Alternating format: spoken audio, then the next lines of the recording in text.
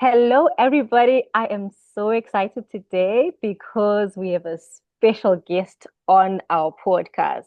This is the Zimbabwe Career Connect podcast. We're here to support students, professionals who have studied abroad and are coming back to Zimbabwe to say, let's build Zimbabwe, let's make Zimbabwe great.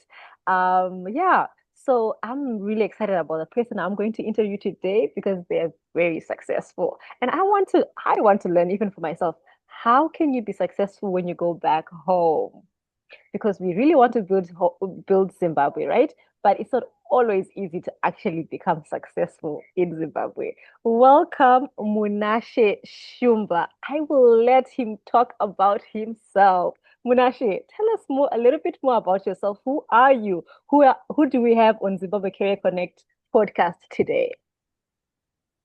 First of all, thank you, and hello everyone. I hope my story lives up to the introduction that Sibu just gave. I don't know if I wake up every day and I think, oh, I've attained success. But what I can say is I'm pretty happy. Wow. A little bit about myself by way of background. Let's see. So of course, I was born here in Zimbabwe. I'm in Zimbabwe right now. I'm at home in Zimbabwe in Harare. I was born in Gweru. I went Wow. to high school in St. Patrick's at Chiundura St. Patrick's. Yes. And I joined USAP in my last year of high school. I want to say last year, or was it the second from last year? What year were Uh, you sub? What year were you at your sub? Oh, so I suppose I'm you said class of 2007, which is when I went to college. Yeah, I Yay. graduated from high I'm school in younger than 2000. someone. You're welcome. So yeah, I joined USAP in 2005, I guess. That's when you start doing the prep. And I got into Brown, which was my first choice. And Brown was amazing. It was an amazing time. New experiences, a lot of new things to get used to, and also quite challenging. But it was a lot of fun. It was a formative period of my life. And I think, when I think of, say, my outlook on life, let's say my politics, I always feel like, Brown had a lot to do with that. Anyway, after Brown, I went to work in New York for Goldman Sachs. I was building trading applications. So I was in software, working in private wealth management. Um, to be honest, that period, it was a very short period of time. It was a very disillusioning period of time. I- Disillusioning because, my idea of what work life was going to be like was quickly shattered by I don't want to say awful things about Goldman Sachs. It's a great place. It's a great bank, but it wasn't what I was expecting of work life. So a year and a quarter into it. Okay, let me say a little bit about. Banking is a very traditional environment. It's not very risk taking because you're managing people's money, so you Okay. you, you can't take risks willy-nilly, because if you lose people's money, you have to answer to those people. You have to be accountable. So from the perspective of software, they used, I don't know if things have changed now, but I imagine you kind of still have some of the same things. Um, they used legacy software that didn't change very often, Mm. because again, risk is a big issue. If you change software and it changes, you cause errors in a bunch of accounts and people lose money, you lose trust. Mm. Anyway, so that was Goldman Sachs. It wasn't for me. Mm. Great bank, great working environment, just not for me. Mm. So I went to Google after that, worked in the advertising business of Google as a technical solutions engineer. That was an amazing work environment. So, a very stark difference. Yeah, Uh, um, you don't have the same kind of stakes as a bank. yeah. People are constantly innovating left and right, and building things like, oh, I just made this. Yeah, so we're gonna push it out and use it for our customers. Yay, great, amazing. And the 40 Um, restaurants at Google. oh, absolutely. Oh my God, you can't talk about Google and not talk about the food. Uh, Google, working at Google, it's like living in one big restaurant. Yeah. Uh, I yeah, one visited big, one day. I loved, I was yeah, like, I just want to work here. yeah. I think I gained weight working at Google, and I had to, because they had funny story. They have food everywhere, like fridges. You can just walk out of workspace and go to the micro kitchen. They call the micro kitchen small kitchen, Yeah. and grab snacks like chips or drinks, fizzy drinks, whatever you want. You quickly learn that is something that you have to be disciplined about because you gain weight. It's a sedentary lifestyle because you're sitting at your desk most of the times, even though you have so many opportunities to, for instance, to work from the treadmill. All those funny, interesting, cool quirks about a workspace like Google provides. But it's still working in an office, staring at a computer. So unless you're disciplined and you're spending time working out, you can quickly gain weight. So I too a bit of disciplined about that. Yeah. I worked for Google for about 5 years.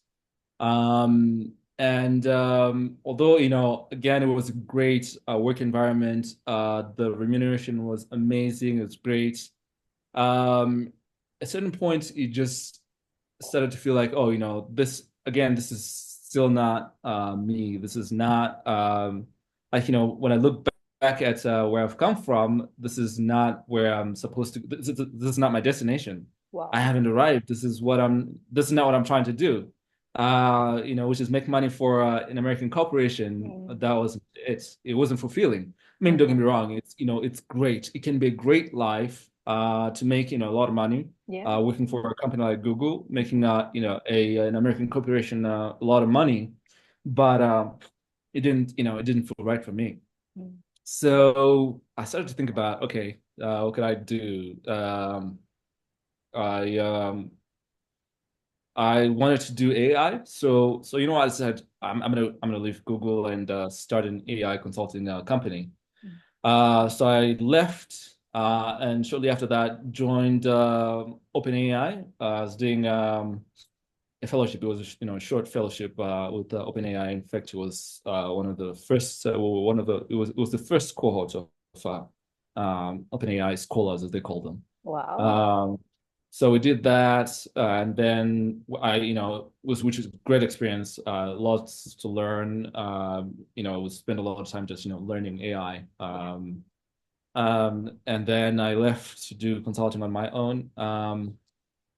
And after I left, I happened to go on a trip. Sorry, this is stretching, talking about, No, no, no. I'm loving it. all the way back. I have so many follow-up Okay. questions.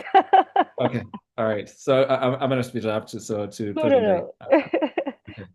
So So I take me. happened to go on a trip to Zanzibar with some Mm. friends. And I had actually been there before. It was the first time. I'd left Zimbabwe in 2007. I'd been back to Harare a few times, but I hadn't really traveled in Africa. Mm. Not much in a way, not significantly. Mm. And I think that was perhaps one of the biggest trips I took was Zanzibar, Nairobi, Kenya, also Diani, Kenya, and then Uganda, drove around Uganda with some friends. Um, um, One of the experiences that stuck with me was staying at a resort, well, it was a hotel by the beach in Zanzibar. And there was a hotel next door, which was um,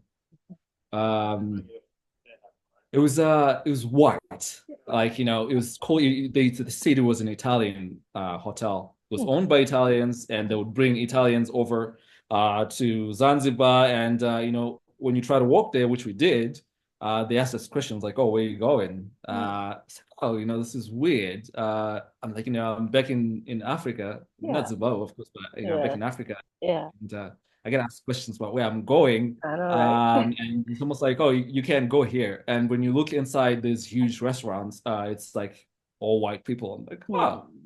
it's weird. Then when you hear about, the way that the hotels talk about the locals, they say, oh, you have to be careful about of those locals. Hmm.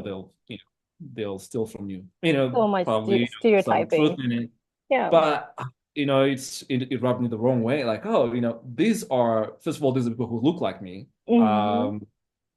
And in a way, they are the true custodians of this land, this beach, this Totally. beautiful beach. But here they have no income. They have no economic mobility. Like, they're working odd jobs. Not that many opportunities for these Hmm. people. Hmm. The people who are actually making money off of these beaches are, hotel owners Hmm. who, from and people who own the activities that are happening around the beach, and unsurprisingly, they are Westerners. Hmm. Um, the people who own these resources and who are making money off of this Hmm. resorts are Westerners. Hmm. This boating cruise tour is owned by this British lady. This hotel is owned by a British guy, or oh man, so we don't Hmm. actually own our land, and there's no Neo-colonization, accountability. bro. Yeah. Yeah. So that got me thinking about um, owning a piece of my country. Wow. Excuse me. So I decided I was going to, invest in property. And by the way, I've done a webinar series, well, with Education Matters Oh, about investing in Zimbabwe, and I did talk about wow. investing in property here in Zimbabwe. Nice. So for So those people can who check have it seen out. that, Yeah. yeah, yeah, absolutely. Yeah. I don't know where it is We'll posted, try but to drop the link when we okay. post this one, we'll drop it in the comment section. We'll look All for right, it. sounds good. Yeah. So anyway, that was the seed for investing in property here in Harare. I eventually did. That's where I am right now. It's an acre of land. It's a house in Sentosa, really, with a lot Wow. of land, very mature Okay. garden, beautiful. I love it here. It's great. Wow. That's Uh, so but beautiful. anyway, Congratulations. thank you, thank you, thank you. So at the time I was doing, well, when I did this tour, I was actually with this trip to Zanzibar and a couple other African cities. I was living in New York, uh, and I was actually just starting to think about doing business here in Zimbabwe. So I started to spend some of my time in New York and some of my time here in Harare, and trying to try different kinds of business ideas. I tried mining, if you can believe it. I Nice. tried mining, gold mining, and I thought that Wow. was really exciting. It was a vastly different landscape from what I was used to, Yeah. tech. Wow. Um, so that was interesting, but it was also very risky and difficult, challenging, just hard. So I did that for a very short time. Then went into farming. Wow. Yeah, yeah, yeah. So I have an uncle who has a piece of land. So we were just talking, and he was like, "Oh, why don't we, do a partnership Yeah. and grow some vegetables and sell them? It's a great opportunity." Yeah. So we did that. Unfortunately, that was the time when we were using I forget what the currency was called, but it's a local currency that unfortunately was going through hyperinflation Mm. in must have been in around 2019, 18, 2019. Mm. So, you harvest your produce, sell it to a local shop like, Pick and Pay, Mm. and they wouldn't pay until 2 weeks later, at which point Mm. the money that you get in local currency it wasn't worth Mm. what you had actually put in terms of resources and basically your costs. Yeah. So did that for a little bit and then decided to stop. Um, and again, during the time I was still doing, some time here in Harare and some time in New York. Uh, um, sometime I'd already, sometime in 2020, in March 2020, that's when I bought my house. Oh, Since I wasn't here all the time, I was working on, doing short-term rentals. So, Airbnb. wow. So I did that. Spent a lot of time just, fixing the space up. So I actually decided to do that, and it actually became quite serious. The Wow. Airbnb, Wow. surprisingly, it wasn't something that I thought would be the bigger revenue earner as far as my all uh, my endeavors. Yeah. I ended up being, the most successful, and I loved it. It was great. Wow. And we're still doing it. It's Wow. me and my business partner, who's also my girlfriend, Yes, nice. who's been instrumental in, making this happen. So we did that. And, I always thought that eventually I would start a tech company, but I had to Yeah. figure out, how to work in the industries that were really big in Zimbabwe to Wow. understand what the actual needs were. Yeah. So, hence I started with mining, went into Yes. farming. I thought, if you're going to innovate, it has to be innovation in these spaces because it's Yes. the biggest industries. Yes. Zimbabwe is significantly an agrarian Yes. economy. And my name for Uh, sure, yeah. yeah, and mining, yeah, absolutely. So the idea was, oh, I have to figure out, something that makes money, stable money, and maybe it's farming, maybe it's mining, and then figure out how to do a tech company after that. Wow. Yeah. Um, anyway, while I was doing this, spending some time here, spending some time in New York, and then eventually spending some time in Los Angeles because I decided I didn't want to be in New York anymore. I moved to Los Angeles. Mm.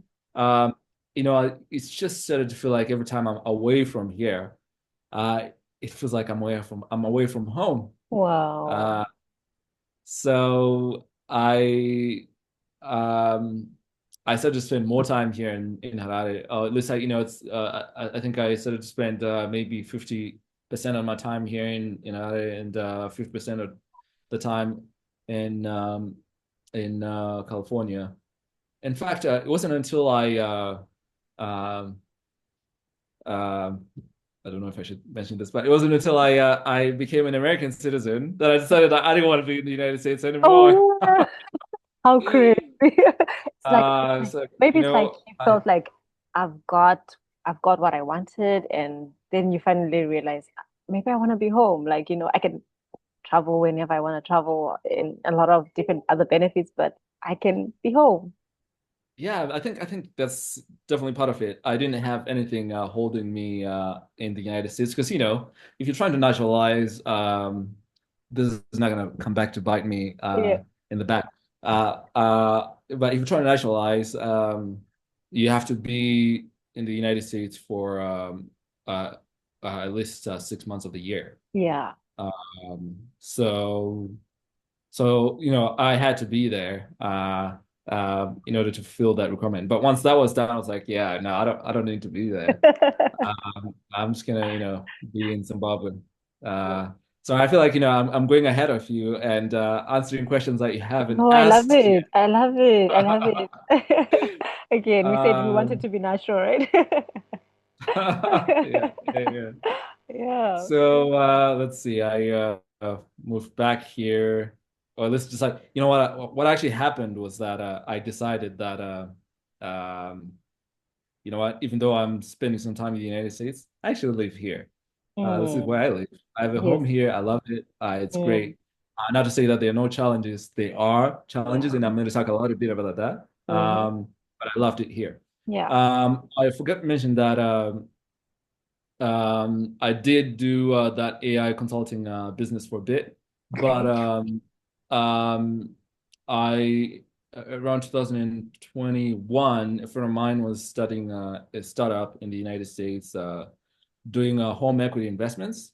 So that's like, basically it's a solution for homeowners who have mortgages, who have been Mm. paying their mortgages and they own part of their home, or is, they have a significant position of their wealth in their home. Basically, Mm. they're home rich, cash Mm. poor. Mm. Uh, Sometimes, those people need to do a cash injection, say, into their business, or they need to pay Mm. off debts, and they don't have that money because again their wealth is concentrated in their home. Yes. So what we're doing is providing a solution for that, where we bring investors to Hmm. buy a portion of your home. You Hmm. stay in your home, Yeah. but investors buy a portion of your home. They own it along with you. They own your home Yes. along with you. Hmm. They own the title, Hmm. um, and um, and you get the cash. So you Mm. can invest in your business or actually make do construction projects on your home, renovate, build an additional dwelling unit. Mm. Uh, It's like the uh, cluster homes we're seeing in Zimbabwe these days, maybe. Like we've. so that it was only for it's an American startup. So it's only focusing on the United States. In fact, Ah. yeah, even though as likely if you pointed out, I think it could be a great product for Zimbabwe. In fact, Mm. there's a significant need for that Mm. because yeah, there's a shortage of housing and Mm. people are there's this momentum around building cluster homes and it seems like that's a very profitable investment. Mm. So yeah, it definitely could be. They're just certain challenges in Zimbabwe that are not well. That's expected, or I guess Mhm. all different environments have their own challenges. Yes. So they're in challenges with the American market, Yes. which you have to navigate. Mm. Sometimes it's around you know um, the legislation, like Mhm. how is this treated? First of all, this is something new. It's not a mortgage, it's not a Mhm. loan, Yeah. so you don't, it's not like you have to pay interest back. Um, so how does legislation look at it? Mm. Um, so yeah. Anyway, so I'm the CDO for that company, Leap. We're still working Wow. on it. I work remotely while I'm here. But while Mm. I'm here, I'm also engaged in a bunch of other things too. Um, so let's see. Of course, there's the short-term rentals, Mhm. Airbnb Yes. business, which is great, by the way. Mhm. Um, we are working on we're developing hydroponic basically we're doing vertical farming. Mm. We just did a prototype of our system Mhm. and we harvested tomatoes, Wow. broccoli. We have Wow. uh, cauliflower that is Mm. fruiting. We've harvested lettuce. Wow. We have strawberries. Wow. Yeah, we have bell peppers. Mm. So we did green peppers at some point. Now we're doing yellow and red, I think it is. Yeah. So it's a very water it's water saving. It's basically you use about 90% less water. Wow. You spend a lot less work on labor because you don't have to till the land because it's all grown in water. And all you have to do is regularly add nutrients to the water. Wow. Yeah, and basically watch the plants grow. So it's a project that we're pretty excited about, which is very feels very meaningful to us because Harare, for instance, has challenges with water, Yeah. and Zimbabwe in general, food security has continues to be a challenge. So this is very exciting for us, and to have the success of our, harvest in the bag, Yeah. that's really exciting. So, we're trying, working on scaling that project. In fact, uh, we're going to be building a system for the use of school. Wow. Uh, yeah, yeah, yeah. So we just have to iron out some of the details, and then we're going to be doing that. That, So that's one of the projects I'm working on. The other, and we've been trying a bunch of things too, by the way. The other project is around, I suppose this is also related to, vertical farming, because, it, it all kind of falls under our goal of climate readiness. So how do we deal with some of the, climate change mm, challenges that are coming down the pike? hmm Water is it has been a challenge, continues to be a challenge, and will probably be a bigger challenge in the future. So, and food security, I mean, can't say enough about that. So the other project is related to just generally this area. We've been uh, we have an electric car, basically an old electric car from 2014. hmm Uh, and when I got it, the idea was to try to do advocacy mm, in Zimbabwe to say, oh, listen, we don't have oil in Zimbabwe. mm, And if we're buying oil products, it means that mm. we're constantly, spending, sending money out of the country. We're buying something out of the country, forex that we have a shortage of anyway. Yeah. So it's out of the country. Mm, But what we have lithium. mm, Zimbabwe continues to be a big lithium producer. hmm We have lots of sun. So it makes a lot of sense that we should be at the forefront of this EV um, push, this EV movement. hmm So I bought a Nissan Leaf to try to do some advocacy, and of course for my own convenience, because in fact at the time that I bought it, there were fuel shortages. You had to sit in a queue for sometimes an entire day to Wow. get. So to me that was is so is clear to me that an electric car is the way to go. Mm, You don't have to do queues. hmm Uh, you can fuel at home because you just plug it in. Wow. Yeah. Uh, yeah, and it's worked perfectly.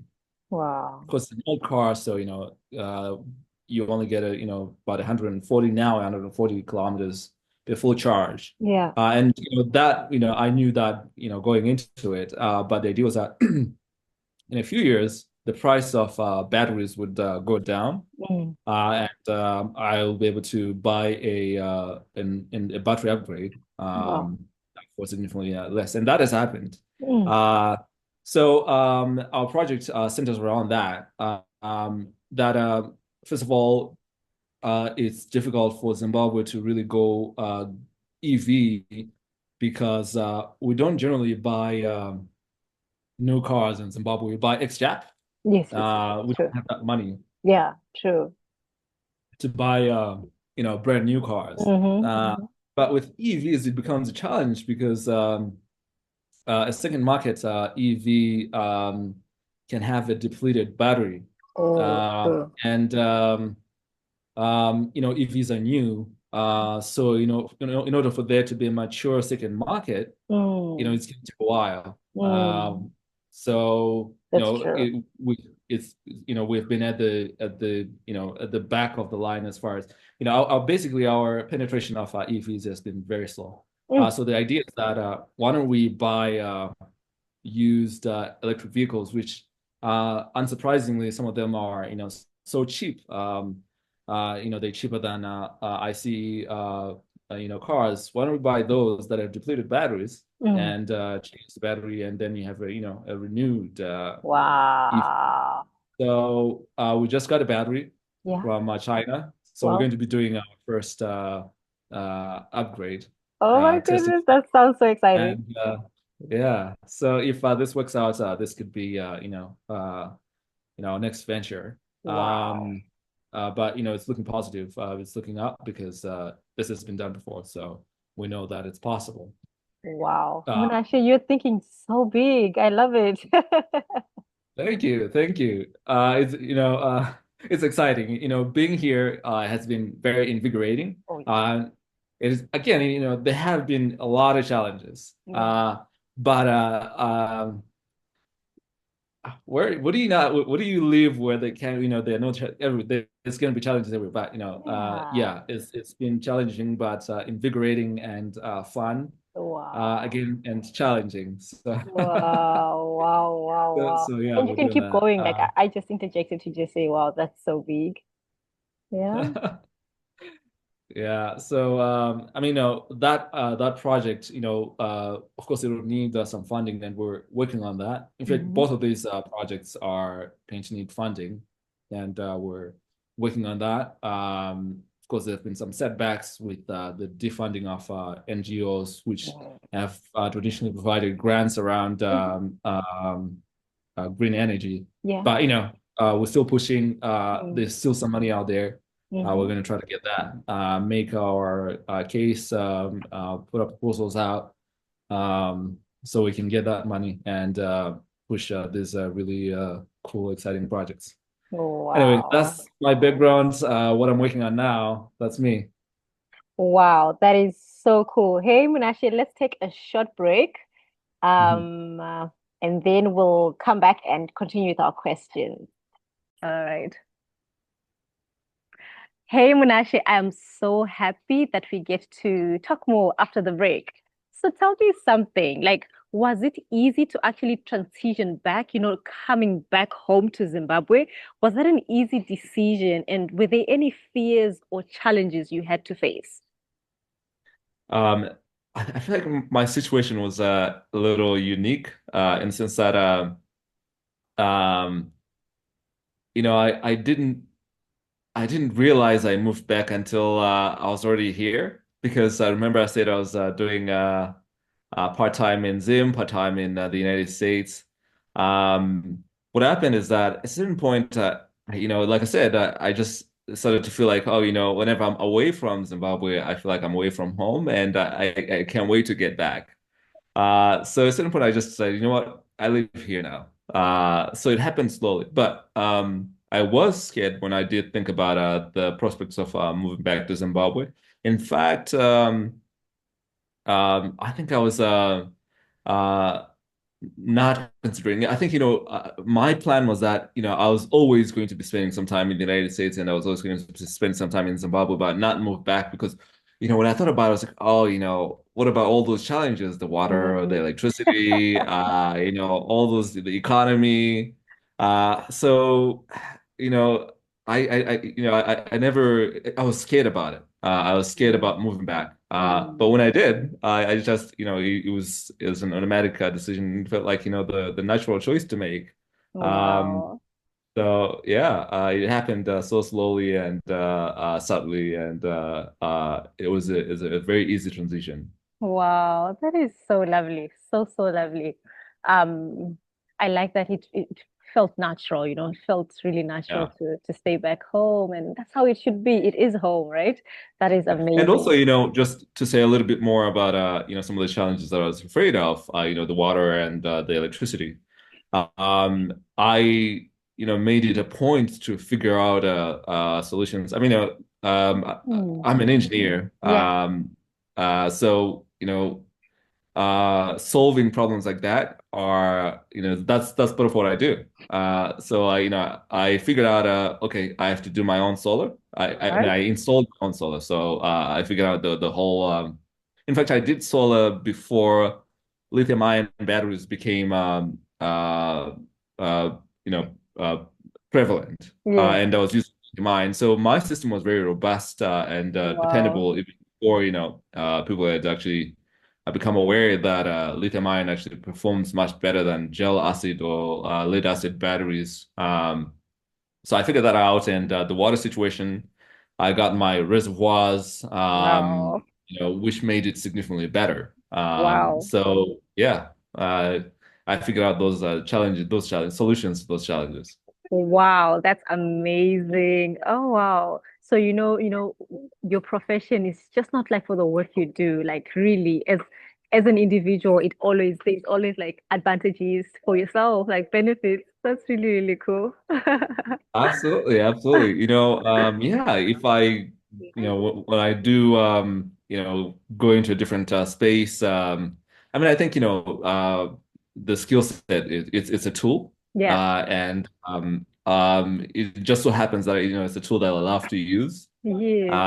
and it's quite useful, or at least I find so many ways of using that skill set, so it works out Yeah. for me. Yeah. Wow. That is so cool. So then when you came back home, what was like your biggest reality check? Yeah, like Oh, fun story. I've had several people tell me that. Only now, by the way, I've had people tell me that. Your Shona has improved. You used to speak terrible Shona oh when you really? first got here. I was like, Yeah. what? I speak good Shona. What are you talking about? I, it didn't occur to me that for somehow my Shona had deteriorated. I think maybe it was that I was just out of practice Oh because I yeah. didn't forget it. 지금 저 Shona 양은 chiruko Shona, so it's not like I forgot. I Testing. know the grammar. I can Yeah. speak good grammar, so. Bro, Maybe it was that speaking I, non-colloquial Shona, like yeah. Shona that I used to speak when I was still here as a teenager. So I don't know. I don't know. It's just a combination of that and the fact that maybe some of the things I was doing direct translation from English, and it doesn't it's not colloquial that way. Anyway. That is so interesting. You know what's interesting is that like when I have had some time out of Zimbabwe and then Mhm, I speak Shona. mhm. Shona inobuda chisamazi chakanyanya like chisamanyika chiri like crazy. And I'm like, Yeah. before maybe like moving maybe to another country or whatever, then chitaura Shona iri more like standard. Like, Uh, ainyatsobudika. But samazi uh. anobuda ndakatanga kutaura Shona ndadzoka, it's like crazy. So I'm like, so Which one maybe are we I, talking? I grew up in Mutare. I grew up in Mutare. So I think, Oh, okay, yeah, okay, yeah. okay. So I think I it's see, I like see. the historical Shona inenge sort of brain manga. Yeah, yeah, I see, I Zvekubana see. zvekubana bhora nekuspende finance, that kind of thing. Oh, I love Yeah. it. I love it. It sounds great. I love that. That's Uh, beautiful. Back to my roots, yeah. So that's quite Yeah, interesting. But it's something and you know what? When people say Shona yako is, but people also love it. They just love also good. Shona yake ya kind of funny. They make fun of it. It's never like I yeah, know sometimes we take it personally when we're going back home, but when people comment, actually, people, there's also, we were colonized. So there's also that yeah, accent yake. And there's yeah, also that "Shona I change," but they're like finding humor in it. And even you yeah, even bond over those kind of funny, transitions that you'd have gone yeah. through.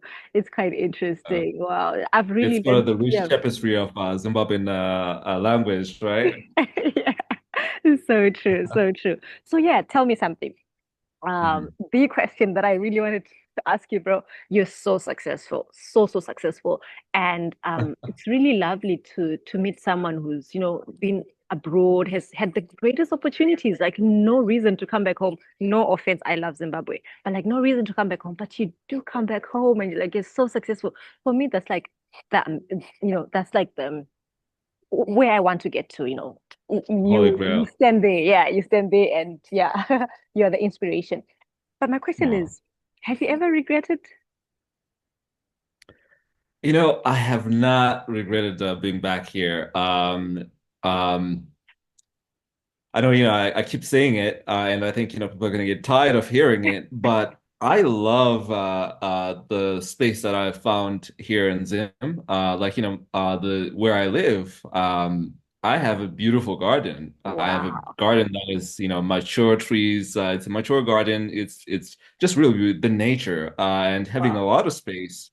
that makes me happy. Like, I Wow. didn't know while I was living in New York that, that was something that I was really missing, but I was. And Wow. now that I found it, it makes me so happy. I wake up and I look outside, I hear the birds singing. Mm. I see the trees. I look at my trees, I walk around and I see my trees. I'm like, oh, look, my pomegranate tree is growing Oh, nicely.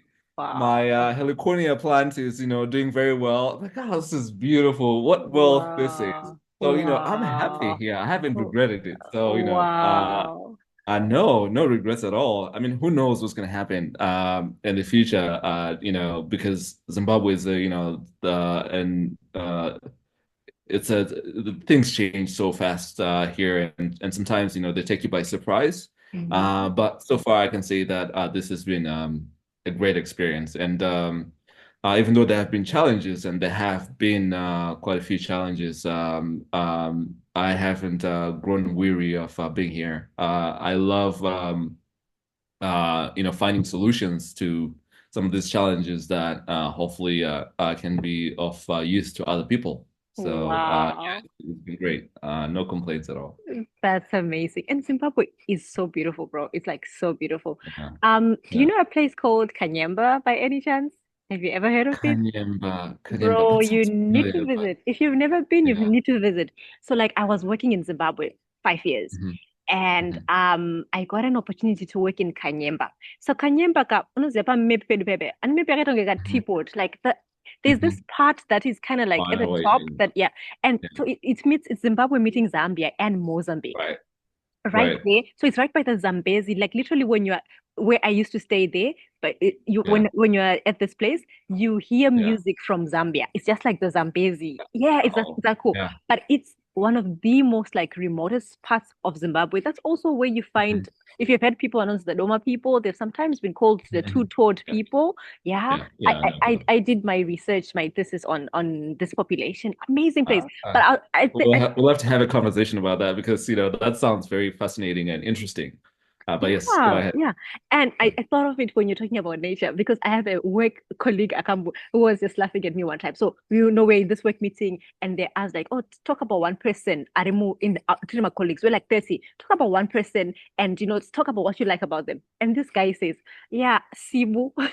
Because we were in Kanyemba and Sibu would wake up like so early and sit on this like upside down boat and just look into space and enjoy nature. I thought of it when you're talking about how much you like it. Zimbabwe is beautiful, bro. And like the nature is like Yeah. so beautiful. Oh my goodness. I can even like visualize your pomegranate trees and all of that. I'm like, Yeah. wow, wow. Yeah, but Yeah. you should visit Kanyemba. Lots of I great. have I have I've gotten an invitation to come to go to Kanyamba from somebody who has a resort there actually. Oh, And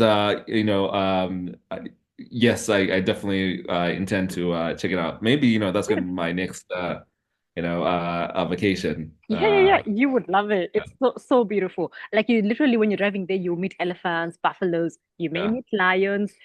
So yeah, yeah, Um, yeah. A bit crazy, but really amazing. That's like my favorite. I've made it Ndokumusha Kwangu now. Like I always yeah. try to go there and I have a close friend who Nice. stays there and yeah, trying to get lands and all of that. Yeah. You're onto So something there. You're onto something. So, bro, Yeah.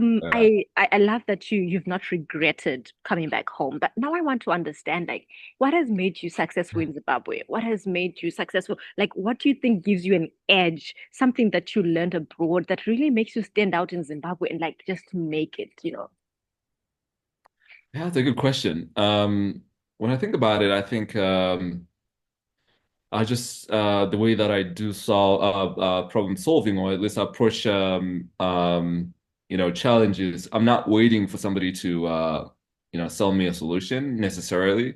If there is no readily available solution, I'm gonna try to build it.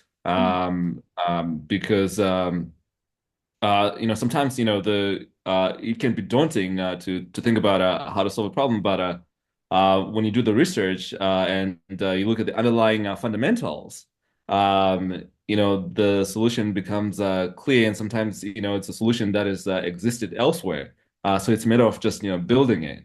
So I'd say perhaps that's the skill that gives me an edge that I learned in in college, really, that's what it is. That's from my background in engineering. I will build the solutions that I need. So, for instance, here at home, I will do my own plumbing. If I need to modify my plumbing to, fix something or, build a new bathroom, I will, do my plumbing. If I need to make sure that I have city water running at the top of the hill on my property, I will do the piping and, Wow. plan the pumping and all that. Uh, and that has made a huge difference, especially in the short-term rental business that I'm running, the Airbnb business. That I'm not going to wait for a contractor to come and fix a problem. Yeah. If there's a problem and it needs to be fixed right away, I will go and fix it. If I need to hire Wow. somebody to help me with it, so I'll do that. But some of the problems are really small. A single person can do it. And when you can fix things immediately or as soon as possible, or as soon as something breaks, it makes a huge difference Oh yeah. to the experiences that your guests have. So I'll say that's perhaps the thing that gives me an edge uh, that I learned, while I was Wow. abroad. Yeah. Wow. That's amazing. That's so, so amazing. When I talk to you, I'm like, does this guy have 30 hours in a day? Like, do you have extra? Because you get to do You a know, lot. Yeah. it's a lot of work. I got to tell you that. Yeah. I spent a lot of time just working, but the thing is, Yeah. I love it. Yeah. It stops being work so much as something that I just enjoy doing. Yeah. And the fact that I'm investing in my own business, something that will bring a return, Yes. uh, makes it that much more enjoyable. Like, Yeah. okay, it's not just fun hours, well, spent working on, for instance, actually just 2 nights ago, I installed I installed a gate motor. Wow. So I Wow. welded it Yeah. myself. Wow. So and I did the programming, the electronic, the Wow. electricals I did myself. Perhaps Wow. a little crazy, but I enjoy it when I open the gates. I'm like, oh, I did that. That feels good. Wow. Bro, But yeah, it's a lot of work. I can't say it's a lot of work, but it's fun work. wow. Bro, the last time I was closest to being an engineer like you, Form Yeah, 3, Form 4, physics. yeah. There was a physics textbook at my school. I was Patambe, St. Augustine's. And it had Yeah. this page, I think it was like the last page, where there was this guy whose whole house was like Mhm. it was like connected. And this is what I'm hearing from you. Like literally everything you could tell the physicist in him was like it was just there in his whole home. Everything was like Yeah, connected and he was the yeah. one who had created everything. I'm like seeing the person coming out of that book. Uh, That's so yeah, crazy. Oh wow. I love it. I so so love it. So yeah, yeah. I like that. So we've talked a lot about your success, bro. We've talked about what really, gives you an edge. But I want to know, sometimes we don't talk when we talk to successful people like you, we don't talk about the other side of the story. Like, like, have you made any mistakes? Do you feel like you've made any mistakes? Things that you do differently if you were gonna relive, yeah, your transition. Yeah.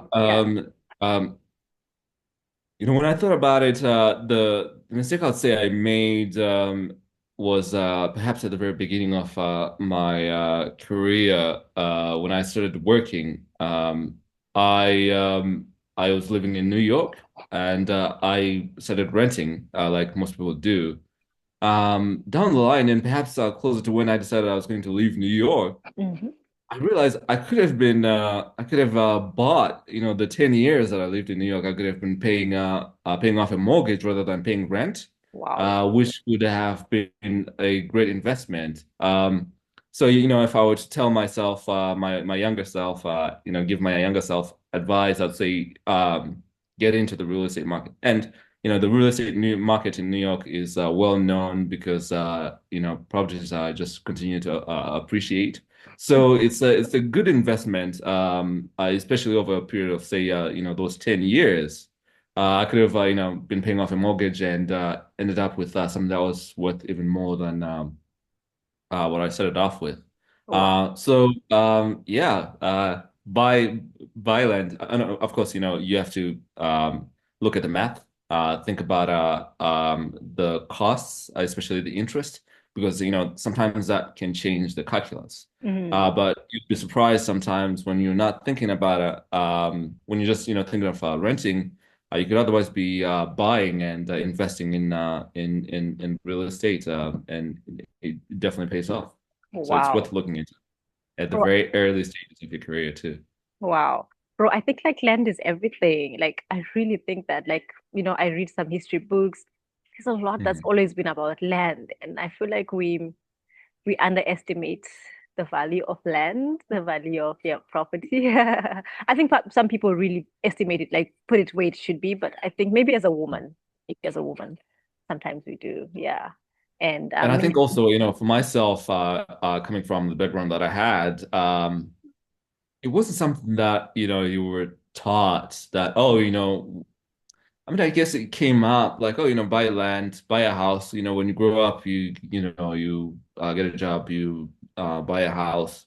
But it wasn't spoken of in the from the perspective of it's an investment. mm, It was more about it as a necessity. You need some place to live, so you buy or you rent. It wasn't, there wasn't, that literacy, financial literacy around.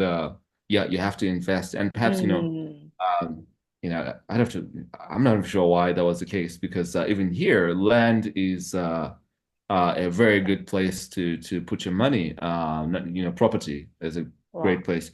Even during the periods of at the height of the hyperinflation, um, investors who put their money in land weathered the crisis better wow, than most. Land wow, and property, to say, yeah. wow. That's Yeah. amazing. That's really, really amazing.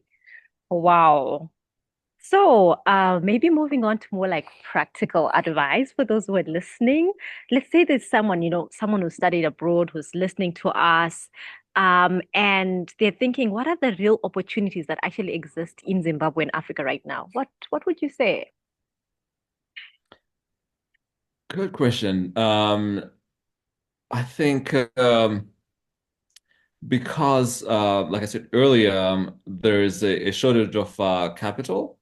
If you have Mm, access to capital, um, and you'd be surprised that when I say capital, you might be thinking a lot of money, but in Zimbabwe, even not that much money can make a difference. You can actually start a business mhm, because um, it it costs less to start a business here. And again, because of the shortage of capital, if you have some capital, you'll be one of very few. So if you're thinking of coming to Zimbabwe and you have some capital set aside, I think Zimbabwe would be a great place to take advantage of capital that you have.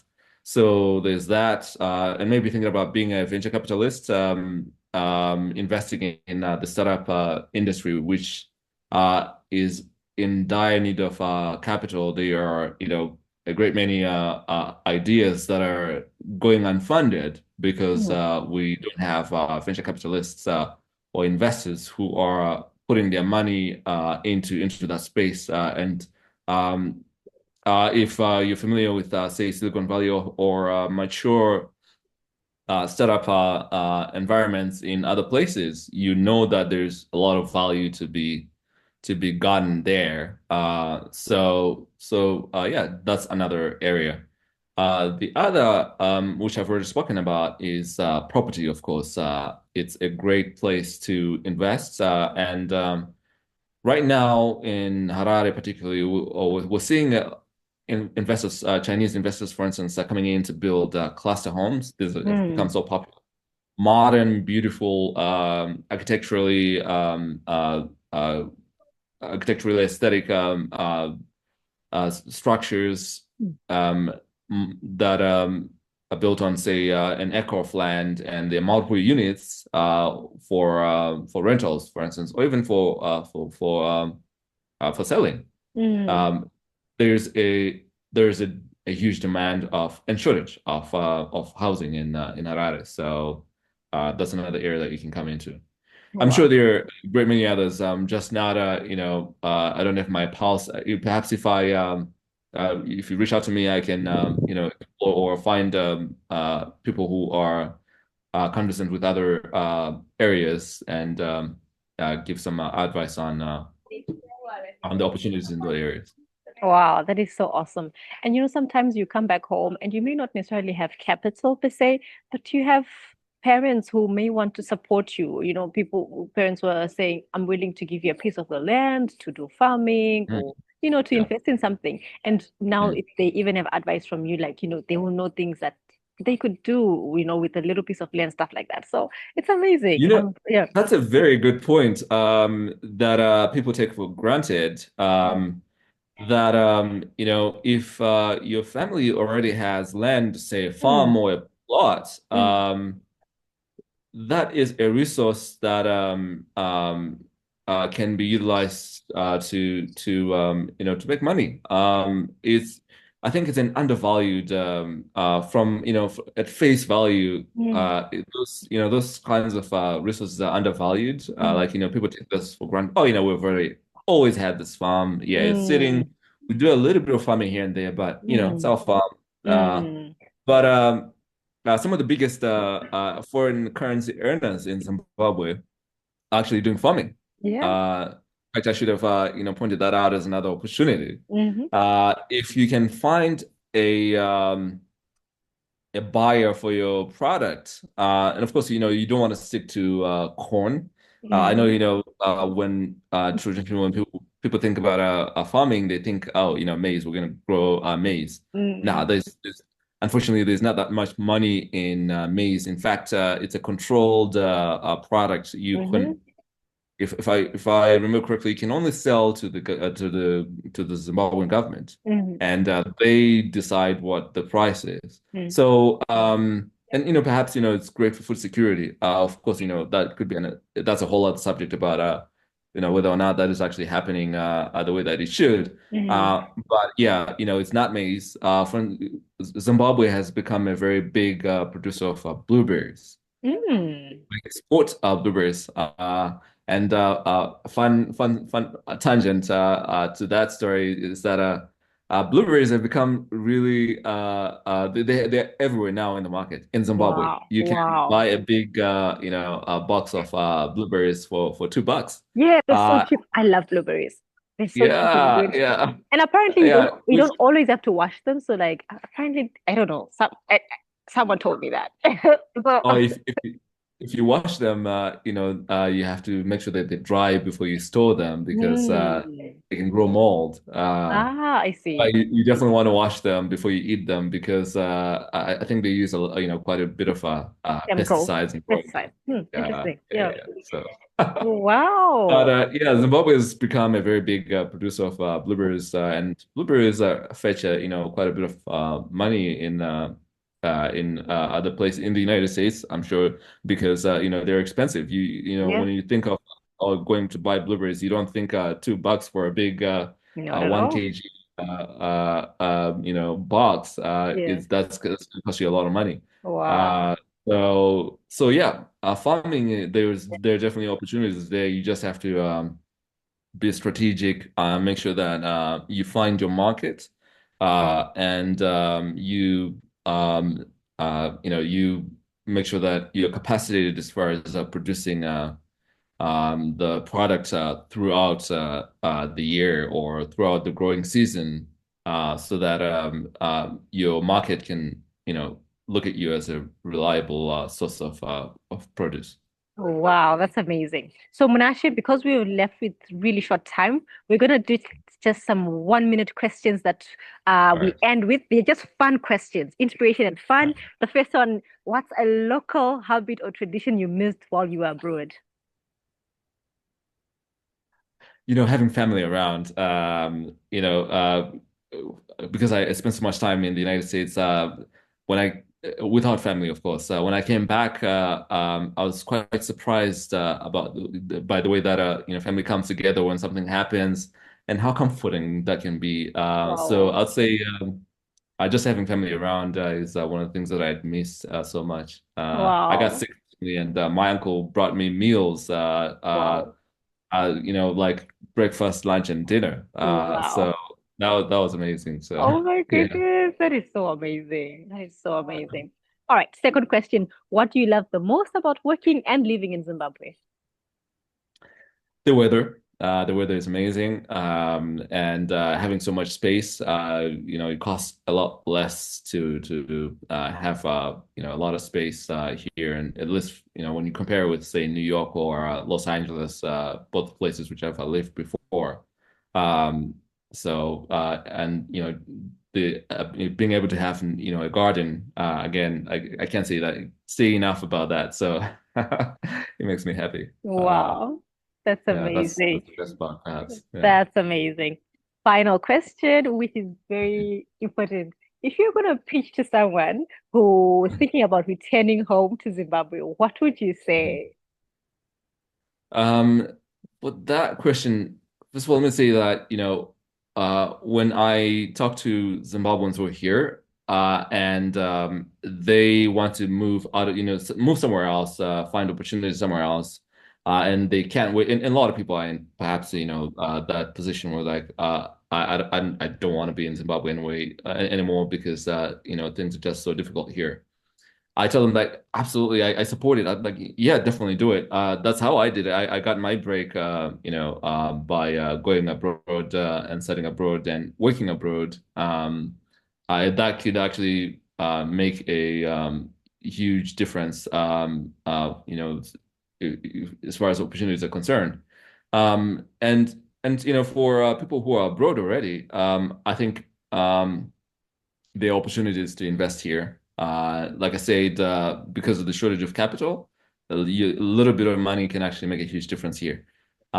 So if you've had the privilege of having a stable revenue and the ability to invest and accrue a chunk of capital, in Zimbabwe, your capital can go really far, and perhaps you can actually make life better for other Zimbabweans because the vast majority of Zimbabweans are actually going through a really difficult time.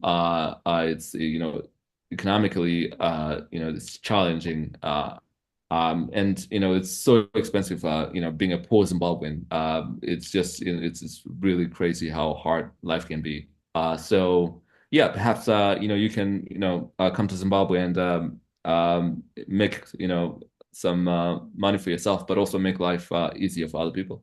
Wow, that's amazing. That is so, so amazing. Munashe, it has been so lovely talking to you. Like I just felt like Same. I felt like I was in a master class and just learning from you. Bro, we need to have another podcast. I don't know what it's going to be And about. and Maybe and property. I need to learn from you. I'm only a good listener.